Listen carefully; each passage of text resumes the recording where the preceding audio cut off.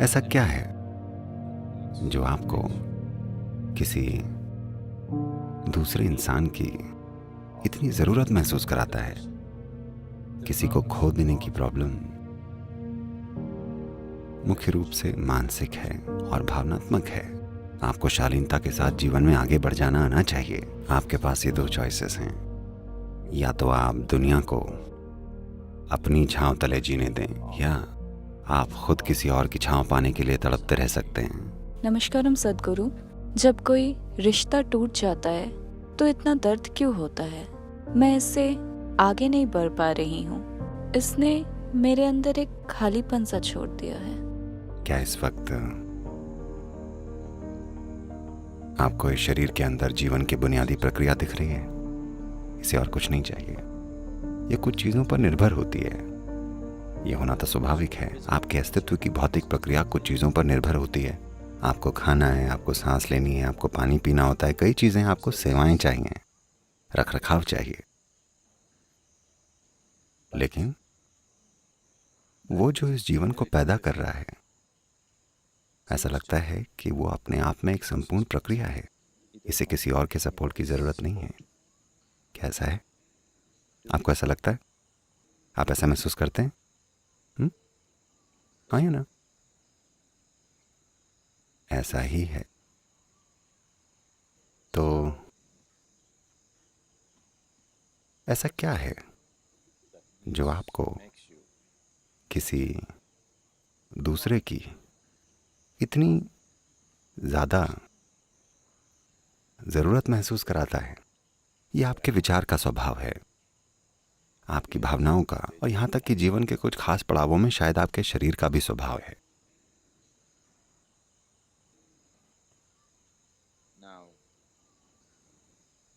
अब शरीर एक चीज़ हो गई, आपने इसे नहीं बनाया।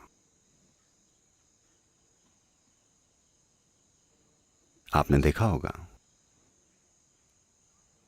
आपने अगर बस किसी किताब में थोड़ी सी दिलचस्पी भर ले ली, आप एक सस्पेंस थ्रिलर पढ़ रहे हैं, आपकी सारी शारीरिक ज़रूरतें गायब हो जाएंगी। आपने इस पर गौर किया है?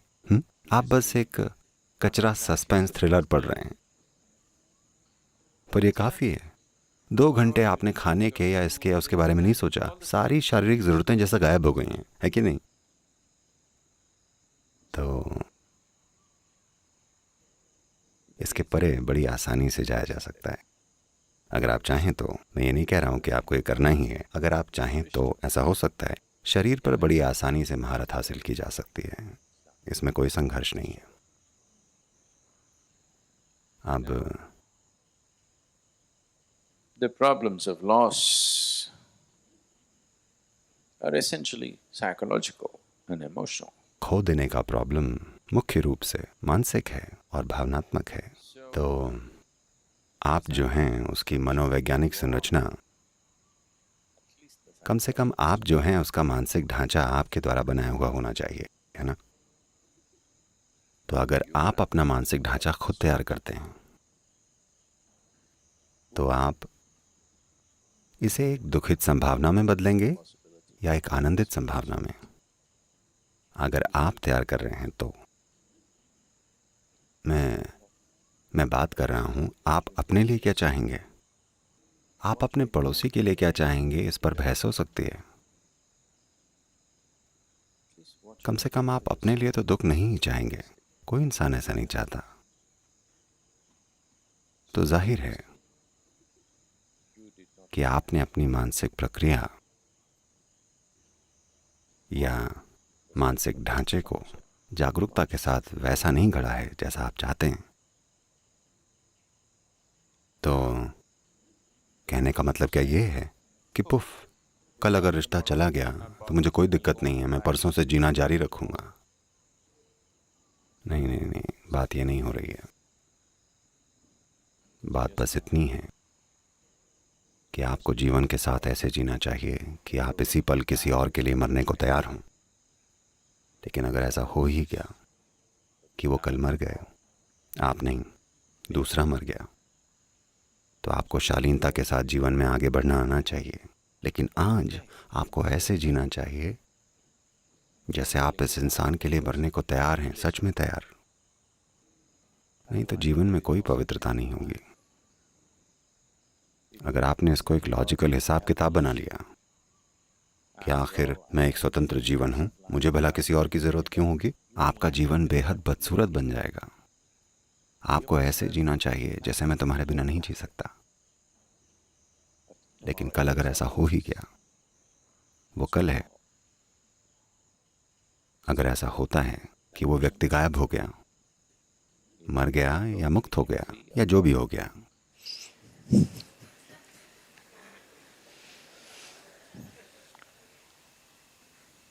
तब आपको इसे ऐसे देखना चाहिए कि ये जीवन एक स्वतंत्र टुकड़ा है। लेकिन आज अगर आप इसे ऐसे देखेंगे तो आपका जीवन बदसूरत बन जाएगा।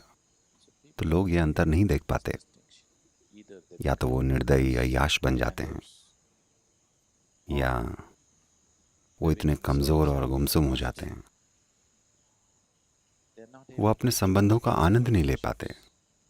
Most relationships are only, they know some joy only in the beginning. After that, it's one continuous complication and pain. ज्यादातर संबंध केवल शुरुआत में ही वो थोड़ी खुशी जान पाते हैं, उसके बाद ये लगातार उलझन और तकलीफ बन जाते हैं। ज्यादातर लोगों के लिए ये दुर्भाग्य है। ऐसा इसलिए है क्योंकि आपने प्रकृति को नहीं समझा है, आपने इस वाले की प्रकृति का अनुभव ही नहीं किया है। आप दूसरे की प्रकृति को समझने की कोशिश कर रहे हैं, ऐसा कभी नहीं होने वाला।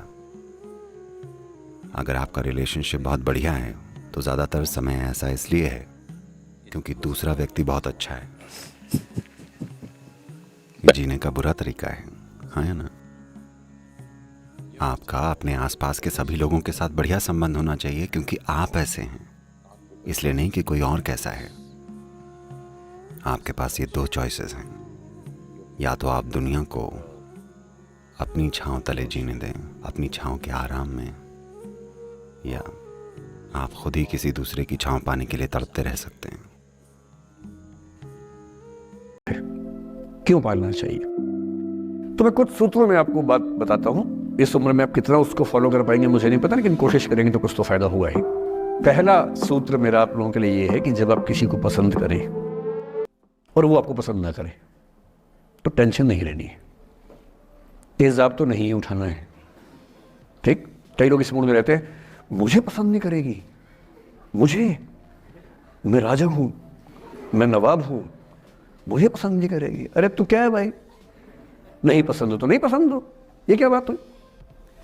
सबसे पहले अपने अंदर से लोकतांत्रिक बनिए, डेमोक्रेटिक बनिए। जैसे आपको हक है किसी व्यक्ति को पसंद करने का, उसको भी हक है किसी को पसंद या नापसंद करने का। यदि कोई ऐसा व्यक्ति जिसको आप पसंद नहीं करते वो आपको प्रपोज करे तो आप उसको मना ही तो करेंगे। बस मना इज्जत से कीजिए, किसी को बेआबरू करके मत भेजिए। ये नहीं कि अच्छा तुम शीशा देखा है कभी, रुको रुको आईना मेरी जेब में लो, ऐसे नहीं करना है। बड़े बेआबरू होकर तेरे कूचे से हम निकले, वो वाला भाव जो गालिब को आया था वो भाव नहीं आना चाहिए। अगर कोई आपको कभी प्रपोज करे, आप लोगों की उम्र है, ये सब चलता ही होगा आप लोगों के बीच में। मैं आपके टीचर से सामने बोल रहा हूँ, लेकिन मैं ऐसा ही हूँ, मैं जानता हूँ कि आपकी उम्र में से होता होगा, सब जानते हैं तो होता ही होगा। कभी किसी से ये उम्मीद मत करना कि वो आपको पसंद करे ही करे। यदि कोई रिजेक्ट करे, बस हाँ रिजेक्शन थोड़ा प्यार से होना चाहिए, बदतमीजी से नहीं होना चाहिए। उसके अधिकारों का उतना ही सम्मान कर रहे हैं जितना आप अपने अधिकार का सम्मान करते हैं। कि ठीक है भाई, आपको मैं पसंद नहीं, कोई बात नहीं, तू नहीं कोई और सही, कोई और नहीं कोई और सही, बहुत लंबी है जमी मिलेंगे लाख हंसी, इस जमाने में सनम तू अकेली तो नहीं। कितने लोग हैं दुनिया में, ऐसा क्या है? और मैंने बहुत प्यारे प्यारे बच्चों को देखा रोते बिलखते हुए कि मैंने उसको प्रपोज किया, उसने मुझे मना कर दिया। अंकल, छोटे छोटे बच्चे आजकल मुझे लव गुरु मानते हैं अपने आसपास। वो मेरे पास आके ऐसी ऐसी बातें बताते हैं, बड़ी क्यूट तोतली आवाज़ में, मैंने उसको प्रपोज किया, उसने मुझे ऐसे वाली आवाज़ में एकदम रोते बिलखते हुए। तो मैं बोलता हूँ बधाई हो बहुत बहुत तुम्हें, कॉन्ग्रेचुलेशन। मैंने अपनी ज़िंदगी में ऐसे 50 मामले देखे और 50 में से कम 49 मामले में जब कहीं दिल नहीं लगा, बाद में उससे बेहतर ही व्यक्ति मिला। अगर कभी ऐसा हो ना, मन ही मन में बधाई देना अपने आप को कि बच गया। हाँ बोल देता तो फंस जाती, हाँ बोल देते तो मर जाता। और मन में भाव वही रखना है, तो नहीं कोई और सही मार खाना, स्ट्रेस नहीं लेना है। मैं जानता हूँ कि आपकी उम्र में आसान नहीं होता, आपको रात रात भर सपने आएंगे, बेचैनी होगी, करवटें बदलते रहे सारी रात हम, आपकी कसम, आपकी कसम, ये सब ड्रामा होता है। ये फिल्मी गीत है, मुझे गीत कविता इतना याद है कि मुझे हर बात में वही दिमाग में आता है, मैं क्या करूँ। ये होता है आपकी उम्र में, पर वो भी एक फेज़ है। अगर ये फेज़ नहीं जिया तो भी क्या जीवन जिया। कभी कभी बेचैनी भी तो होनी चाहिए, वरना ज़िंदगी में मज़ा क्या है। अगर हर चीज़ लीनियर है, हर चीज़ फॉर्मुलाइज है, फिर मज़ा क्या है ज़िंदगी में। ये उठापटक, ये बेचैनी, ये घबराहट, ये तनाव, संतरास भी तो होना चाहिए कभी कभी ज़िंदगी में। इससे बुरी स्थिति तब होती है जब आप किसी रिलेशनशिप में हैं और वहाँ ब्रेकअप हो जाए, ये भी होता है। देखिए, मैं आपको बड़ी खरी खोटी सुनाने के मूड में हूँ। जिस तरह का प्रेम आप लोगों की पीढ़ी में होता है, मैं ये नहीं कहता कि आपकी पीढ़ी ख़राब है, हर पीढ़ी ऐसी होती है, बस ये कि आपकी पीढ़ी को सुविधाएं ज़्यादा मिल गई हैं। हमारी पीढ़ी में ना चिट्ठी लिख के भेजनी पड़ती थी, बड़ा रिस्क होता था। चिट्ठी लिखो कागज़ पे, फिर एक डाकिया ढूंढो भरोसे का, तो भरोसे वाला कुरियर बॉय या कुरियर गर्ल जाके चिट्ठी वहीं दे के आए जहाँ हमने कहा है। ये भी डाउट कहीं किसी और को दे के आ जाए। या कबूतर से बात करो, कबूतर जा जा जा, पहले प्यार की पहली चिट्ठी साजन को दिया। कबूतर का क्या भरोसा किसको दे के आ जाए। लेकिन कितना तनाव था उस ज़माने में। आपके ज़माने में क्या है, सीधे व्हाट्सएप निकाला, खटाक से भेज दिया मैसेज, और नंबर किसी से मांग लिया 1 सेकंड में। नंबर भी नहीं देना है तो किसी, कौन सी ऐप होती है, मैंने सुना कुछ और ऐप्स होती है, मेरा नंबर वाली भी होती है, इंस्टा होता है, एक और भी तो कोई होती है वो जिसमें कार्टून जैसा मुंह बन जाता है, स्नैपचैट। हाँ, स्नैपचैट पे चले गए, मैंने सुना है कि उसमें नंबर भी नहीं देना पड़ता है, ऐसा कुछ चक्कर है, वहाँ ढूंढ लिया। किसी को कुछ कन्वे करना इतना आसान दुनिया में कभी नहीं हुआ था जितना आज आसान है। इन सब के ऊपर टिंडर है, बम्बल है, पता नहीं क्या क्या है, राइट लेफ्ट करते जाना है, उसी में कहानी शुरू। पर ये कहानियाँ जितने हल्के तरीके से शुरू होती हैं, मैं दावे से कह रहा हूँ कि 100 में से 99 अट्रैक्शंस 1 से 2 महीने में खत्म हो जाते हैं। क्योंकि आप जिसके प्रति अट्रैक्टेड थे ना, वो तो उसका बाहर का परसोना था।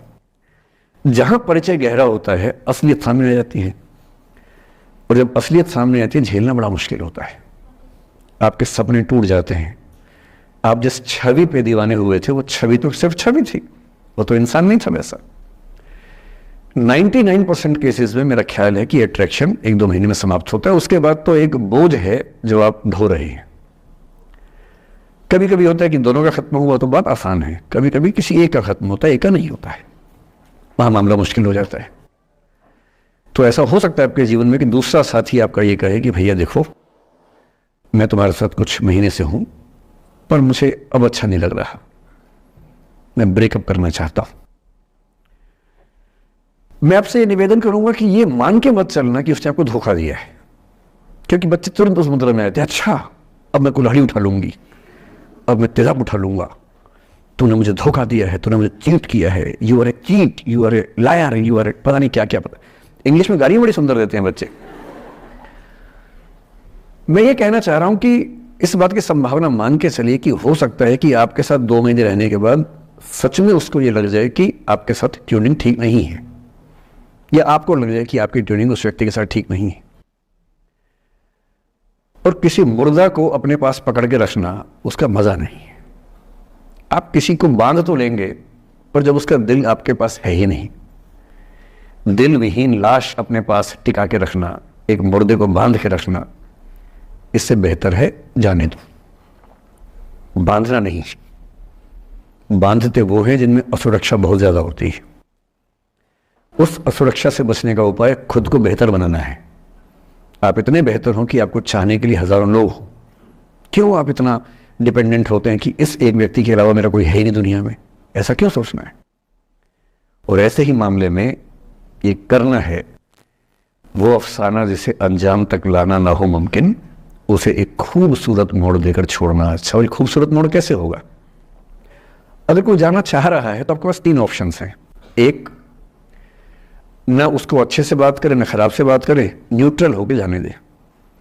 एक, उसको धमकी दे, बर्बाद कर दूंगा, छोड़ूंगा नहीं, तो निकल के दे घर से, तेरे एड्रेस पता करवा लूंगा, मेरे साथ 50 दोस्त हैं, मेरे सारे आवारा हैं, सारे बेरोजगार हैं, सारे कुंठित लोग हैं, सारे गुंडे मवाली हैं, उनका धंधा यही है, तेरे पीछे छोड़ दूंगा सबको। एक ये तरीका है। और तीसरा ये कि ठीक है यार, ऑल द बेस्ट, जा सिमरन जा, जी ले अपनी जिंदगी। अरे ठीक है, हो सकता है मैं तुझे ठीक नहीं लगा, कोई बात नहीं, लेकिन किसी से मिलो तो बढ़िया से मिलना, तेरी जिंदगी अच्छी हो। मैं भी ढूंढ ही लूंगा किसी न किसी को, थोड़ी हेल्प कर दी हो, कहीं इंट्रो करवा दी हो मेरी भी, लेकिन ठीक है तू भी जा। ये होता है खूबसूरत मोड़ देकर छोड़ना। अच्छा, चिपकू नहीं बनना है किसी के पीछे, ना बोरा जाना है कि तुम जाओ, मैं तो दीवाना, स्थाई दीवाना हूं तुम्हारा। कोई जब तुम्हारा हृदय तोड़ दे, तड़पता हुआ जब तुम्हें छोड़ दे, तब तुम मेरे पास आना प्रिय, मेरा दर खुला है, खुला ही रहेगा तुम्हारे लिए। वाह। पहले के जमाने में बेरोजगारी का ये लक्षण था। हम जब छोटे थे ये गाने सुनते थे, हम नहीं सुन के बड़े हुए कि ऐसे ही करना पड़ता है शायद प्रेम में, तो हमारे स्कूल में लोगों ने इसका पैरोडी बनाई। जब कोई तुम्हारा सर फोड़ दे, तड़पता हुआ जब तुम्हें छोड़ दे, तब तुम मेरे पास आना प्रिय, ये क्लिनिक खुला है, खुला ही रहेगा तुम्हारे लिए, तो बस आ जाना। जब कोई तुमको सड़क पे छोड़ दे, गाड़ी अपनी वहां से मोड़ ले, तब तुम मेरे पास आना प्रिय, ये ठेला खड़ा है, खड़ा ही रहेगा तुम्हारे लिए। क्यों भाई, क्यों खड़े रहोगे, बेरोजगार हो क्या? अरे ठीक, जा सिमरन जा, जी ले, और मैं भी जा रहा हूं जीने के लिए। ये दीवाना नहीं बनना है कि तुम मतलब मुझे ना चाहो तो कोई बात नहीं, किसी और को चाहोगी तो मुश्किल होगी। अजीब हाल है यार, तुम ठेकेदार हो, ये तेरा ठेका मेरे पास है, नहीं तो किसी के पास नहीं है। अजीब हाल है। अरे ठीक है भाई, उसकी जिंदगी है, जीने दो उसको, क्यों किसी की जिंदगी में इतना हावी होने का प्रयास करना है? जब आप नहीं चाहते कि आपकी जिंदगी में कोई हावी हो, आप क्यों किसी की जिंदगी में इतने हावी होंगे? और जब बहुत दर्द हो ना, हमेशा दूसरे के पर्सपेक्टिव से भी सोच के देखिए कि उसको ऐसा क्यों करना पड़ा, क्या पता कोई मजबूरी हो, कभी कभी होती। जीतने के लिए कुछ लोग तलवार और बंदूक लेकर जाते हैं, कुछ लोग चेकबुक और कैश लेकर जाते हैं। भावनाओं के लेवल पर अगर आप ऐसी कोशिश करें तो हम इसे लव अफेयर कहते हैं। प्रेम कोई रिश्ता नहीं है, एक रिश्ता एक अलग चीज है। अगर आप इच्छुक हैं तो आप प्रेम बन सकते हैं, आप अपनी भावनाओं को एक बहुत ही मीठी जगह बना सकते हैं।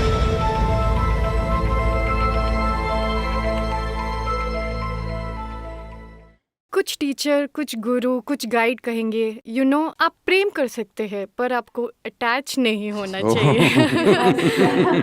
आप प्रेम कर सकते हैं पर शर्तें नहीं होनी चाहिए। तो इसके कई वर्जन्स हैं, मैं बस इसे समझना चाहती हूँ। ताकि आप बार बार मेरे पास आती रहें, इसका एक आसान तरीका यह है कि आपको कुछ ऐसा बता दिया जाए जो आप ना कर सकें।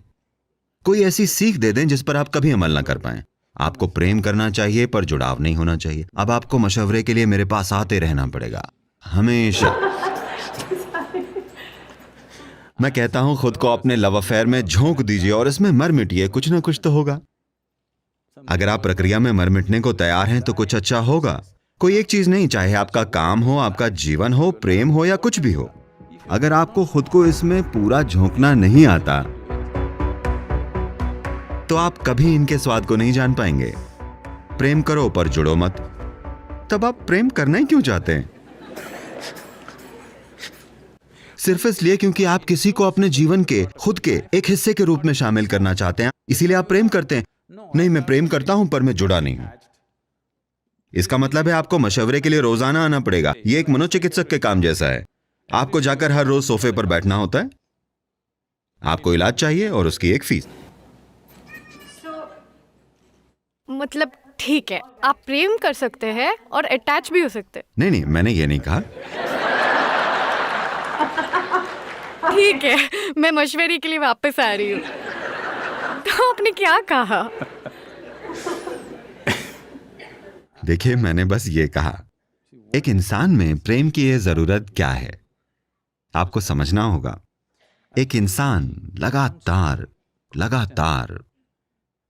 इंसान हमेशा उससे कुछ ज्यादा होने की चाहत रखता है जैसा कि वो अभी इस वक्त है। अगर ये चीज एक साधारण बुनियादी शारीरिक अभिव्यक्ति पाती है तो हम इसे सेक्सुअलिटी या कामुकता कहते हैं। कामुकता मतलब बस ये, शारीरिक रूप से आप किसी चीज को अपना हिस्सा बनाने की कोशिश कर रहे हैं जो आपका हिस्सा नहीं है। कुछ पलों के लिए आप सफल हो सकते हैं।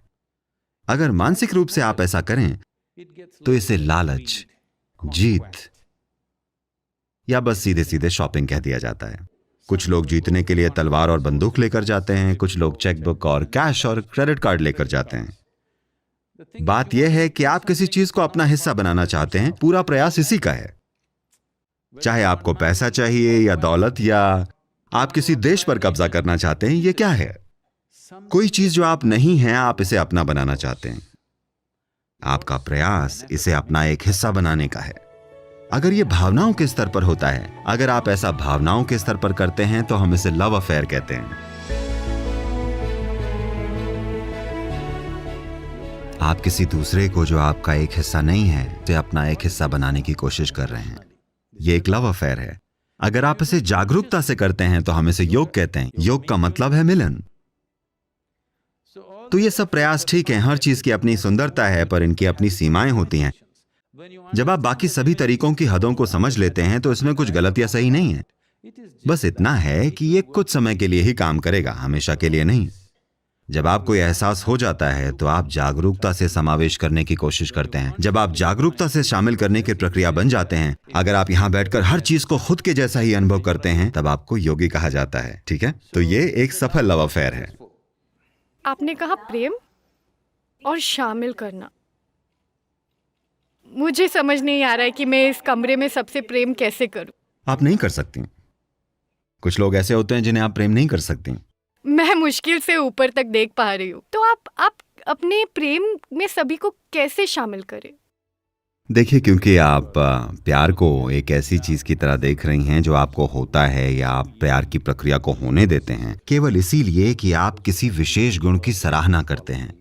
किसी की नाक का आकार, या उनके दिमाग का आकार, या उनके विचार, या उनकी भावना, या उनके बोलने का तरीका, या जिस तरह से वो काम करते हैं, या जैसे वो आपको देखते हैं, कुछ ऐसा। बहुत सारी चीजें हैं। ये उस पर निर्भर है जो आपको स्वीकार्य है। अगर उन्होंने कुछ ऐसा किया जो आपको स्वीकार्य नहीं है, तो प्रेम चटक के ढह जाता है। Now what I'm saying is, I want you to look at this. Whether love happens to you or hate happens to you, तो anger… अब मैं ये कह रहा हूं, मैं चाहता हूं आप इस पर ध्यान दें। चाहे आपको प्रेम हो, या नफरत हो, या क्रोध हो, या आपको दुख हो, या आपको खुशी हो, ये सिर्फ आपके भीतर ही होता है ना? हाँ।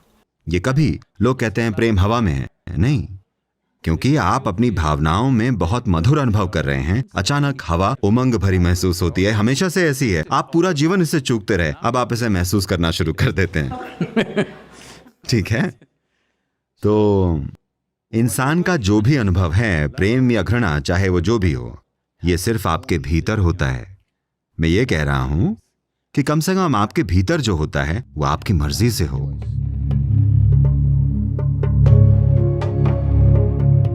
आपको इसे जागरूकता से करना चाहिए। अगर आपका अनुभव या आपके भीतर जो हो रहा है वो आपकी मर्जी से हो रहा है, तो क्या समस्या है? ये सिर्फ आपके भीतर होता है। प्रेम कोई रिश्ता नहीं है, रिश्ता एक अलग चीज है। प्रेम आपकी भावनाओं की एक मिठास है। चाहे आप एक पेड़ को देखें, या एक कुत्ते को, आदमी को, औरत को, या बच्चे को, या बस आसमान को देखें, आप इसे प्रेम पूर्वक क्यों नहीं देख सकती? क्योंकि यह आसमान से प्रेम करने की बात नहीं है, यह आपकी भावनाओं में मिठास होने की बात है।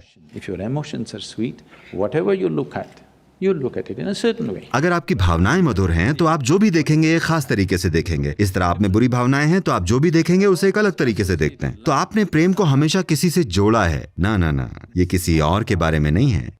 प्रेम कोई करने वाली चीज नहीं है, ये कुछ ऐसा है जो आप बन सकते हैं। अगर आप इच्छुक हैं तो आप प्रेम बन सकते हैं। आप अपनी भावनाओं को एक बहुत ही मधुर जगह बना सकते हैं। अगर आप अपने शरीर को बहुत मधुर बना दें, तो ये सुख बन जाता है। अगर आप यहां बैठें, यहां बैठकर सांस लेना ही एक बहुत बड़ा सुख हो सकता है। हम लोगों को यही तो सिखा रहे हैं। अगर आप बैठें, मैं आपको लाखों लोग ऐसे दिखाऊंगा, अगर वो अपनी आंखें बंद कर बैठें तो आनंद के आंसू ऐसे ही बहेंगे। कुछ नहीं, बस अपनी आंखें बंद किए हुए वो आनंद में हैं। उनके शरीर की हर कोशिका से आनंद बह रहा है, क्योंकि शरीर इतना मधुर बन गया है। अगर आपका मन मधुर हो जाए तो हम इसे खुशी कहते हैं। अगर आपकी भावनाएं मधुर बन जाएं तो हम इसे प्रेम कहते हैं। अगर आपकी जीवन ऊर्जाएं ही मधुर बन जाएं तो हम इसे आनंद कहते हैं या परमानंद कहते हैं। अगर आपके आसपास का माहौल मधुर हो जाए तो हम इसे सफलता कहते हैं। अब आप किसी के साथ अपनी सफलता को प्रेम कह रहे हैं, ये एक गलती है। आपकी किसी के साथ सफलता की कहानी है, यानी आपने अपने और मान लीजिए आपके आसपास 5-10 लोगों के बीच आपने मधुरता बनाई है, आप इसे प्रेम कह रहे हैं। नहीं, असल में ये एक सफलता है, क्योंकि इसमें बहुत सारे मैनेजमेंट की जरूरत होती है। हाँ होती है। हाँ या ना? हाँ होती है। हाँ, पर आपको प्रेममय होने के लिए कोई मैनेजमेंट नहीं चाहिए।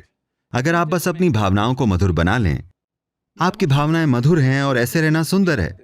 ये किसी और के बारे में नहीं है। अगर कोई आता है हम शेयर करेंगे, अगर कोई नहीं आता तो आप बस यहाँ आंखें बंद करके बैठ सकते हैं और फिर भी प्रेममय रह सकते हैं। दिक्कत क्या है? ये किसी और के बारे में नहीं है, ये कोई काम नहीं है, ये कुछ ऐसा नहीं है जो आप करते हैं, ये कुछ ऐसा है जो आप बन सकते हैं।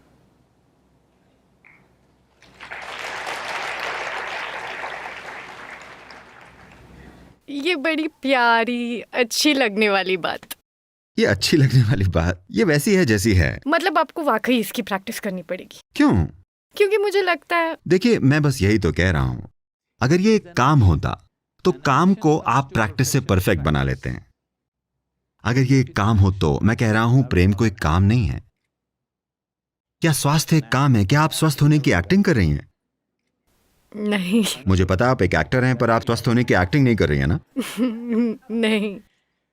तो स्वास्थ्य है क्योंकि हमने कुछ चीजें की हैं और इसलिए स्वास्थ्य है ना? ओ, हमने चीजें नहीं की है, हमें मिला है। अरे बेशक हमने की हैं। ना ना ना ना, अरे हमें दिया गया है, पर अगर आप खराब खाना खा लें, बुरी तरह जिएं तो आप स्वस्थ नहीं रहेंगी, है ना? हमने अपना स्वास्थ्य संभालने के लिए कुछ चीजें की हैं। उसी तरह अगर आप कुछ चीजें करें, आप अपने मन की मधुरता को संभाल सकते हैं। अगर आप कुछ और चीजें करें तो आप अपनी भावनाओं की मधुरता को संभाल सकती हैं। अगर आप कुछ और चीजें करें तो आप अपनी जीवन ऊर्जाओं की मधुरता को भी संभाल सकती हैं। ये चीजें हैं जो आप कर सकती हैं। अब जो आप भीतर से कर सकती हैं, आप उसे बाहर से संभालने की कोशिश कर रही हैं। जो आपके भीतर यहां हो सकता है, आप उसे अपने आसपास माहौल बनाकर संभालने की कोशिश कर रही हैं, जिसे करना बहुत मुश्किल काम है, क्योंकि संसार में 100% आपका मनचाहा कभी नहीं होगा। कुछ हद तक हम इसे संभाल सकते हैं, पर हम इसे खुद पूरी तरह मैनेज नहीं कर सकते, क्योंकि इसमें कई ताकतें शामिल होती हैं।